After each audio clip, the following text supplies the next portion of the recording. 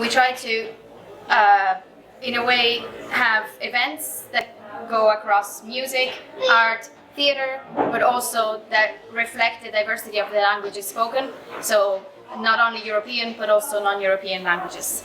And so it really did start as an idea to promote the love for languages and to allow people to see their language represented in the public space. Because often, even in my area of research, language is the home language. And it's called home language, not because it's a widely used language, it's because we always think of it as the language spoken by the family in the home. But actually, these languages are much more than just home languages. They're languages that have a lot of, they represent the child's identity, the adult's identity, but also as adults who speak various languages, you know that you can have a conversation in one language, but you're funnier in another language.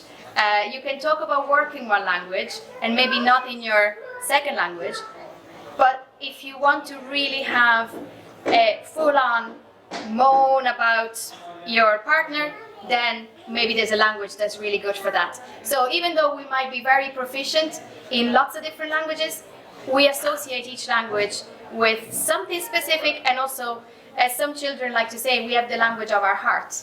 And every one of you will know that you might have one or two languages that are the languages of your heart. And they're not necessarily the ones you know best. They might be the ones that mean a lot to you for some reason. So I think that's what the bottom line is, that this is a festival that is about every language, where everybody can decide what they want to get out of it. So you might want to try something completely new, or you might want to be re-immersed in a language and reconnect with a community.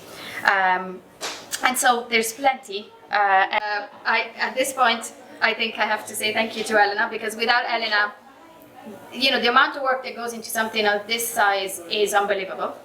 And Elena does everything from A to Z, non-stop, and also gives me the motivation to keep going.